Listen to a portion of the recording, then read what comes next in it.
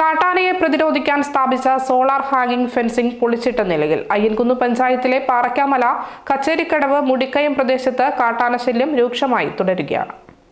പാറയ്ക്കാമല, കച്ചേരിക്കടവ്, മുടിക്കയം പ്രദേശത്ത് കഴിഞ്ഞ ദിവസങ്ങളിലായി കാട്ടാന ശല്യം വീണ്ടും ആരംഭിച്ചിരിക്കുകയാണ്.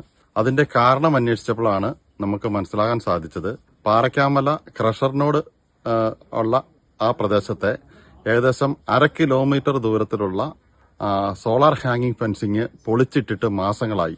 ഈ ഫെൻസിംഗിന്റെ പണി പൂർത്തീകരിച്ചതിന് ശേഷം ആനയുടെ ശല്യം തീരെ ഉണ്ടായിരുന്നില്ല. എന്നാൽ ഈ കഴിഞ്ഞ ദിവസങ്ങളിലെല്ലാം നാട്ടിലേക്ക് ആന ഇറങ്ങി വരുന്ന സാഹചര്യമുണ്ടായി. നമുക്കറിയാം, കൂട്ടുപുഴ മുതൽ പാലത്തുംകടവ് വരെയും പാലത്തുംകടവ് മുതൽ കരി വരെയുള്ള പ്രദേശത്ത്, അതായത് പാലത്തുംകടവ് വാർഡ് മൊത്തത്തിൽ വളഞ്ഞ് ആനവേലി ഇട്ടുവെച്ചിരിക്കുകയാണ്.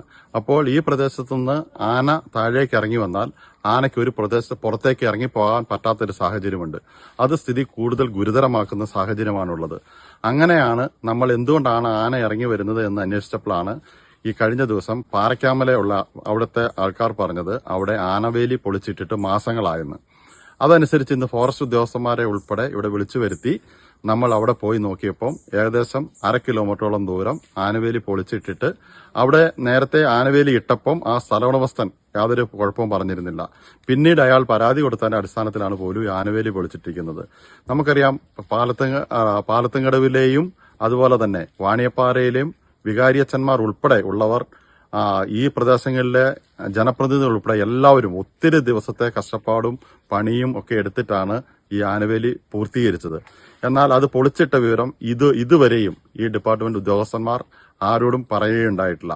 അപ്പൊ ഈ ആന ഇങ്ങനെ നിരന്തരമായി വരുന്നത് എന്താണെന്ന് അന്വേഷിച്ചപ്പോഴാണ് ഈ ആനവേലി പൊളിച്ചിട്ടിരിക്കുന്നത് മനസ്സിലാക്കാൻ സാധിച്ചത്. ഇന്ന് ഫോറസ്റ്റ് ഉദ്യോഗസ്ഥന്മാരെ ഉൾപ്പെടെ അവിടെ പോയി നമ്മൾ നേരിൽ കണ്ടു, അവരോട് സംസാരിച്ചു.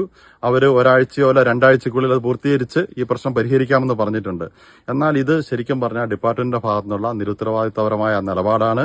ഇതിനെതിരെ ജനങ്ങൾക്ക് ശക്തമായ പ്രതിഷേധമുണ്ട്. അതുപോലെ തന്നെ ഇന്ന് ഈ ഉദ്യോഗസ്ഥന്മാർ വന്നപ്പോൾ അവിടെ വെച്ചിരുന്ന ക്യാമറകൾ അവർ തിരിച്ചെടുത്തു. എന്നാൽ ഈ ഉദ്യോഗസ്ഥന്മാരെ കൂട്ടി നമ്മൾ അവിടെ പോകുമ്പം അവിടെ ഒരു കുടിവെള്ള സ്രോതസ്സുണ്ട്. അതിനടുത്ത് വലിയ കടുവയുടെ കാൽപ്പാട് ഇന്നലെ രാത്രിയിൽ വന്നതുകൊണ്ട് അത് ഫോറസ്റ്റ് ഉദ്യോഗസ്ഥന്മാർ സ്ഥിരീകരിച്ചിട്ടുണ്ട്. അടിയന്തരമായി അവിടെ ഈ കുടിവെള്ള സ്രോതസ്സിന്റെ അടുത്ത് ഈ ഇതിനെ പിടിക്കാനുള്ള കൂട് വെച്ചാൽ ഈ കടുവയെ നമുക്ക് അവർക്ക് ഡിപ്പാർട്ട്മെന്റിന് പിടിക്കാൻ സാധിക്കും. അതിനുള്ള നടപടികൾ ഉണ്ടാകണം. അങ്ങനെയുള്ള കാര്യങ്ങൾ ചെയ്ത് ഈ പ്രദേശത്തെ ജനങ്ങളുടെ ഭീതി അകറ്റുന്നതിനാവശ്യമായ നടപടി എത്രയും വേഗം ഉണ്ടാകണം.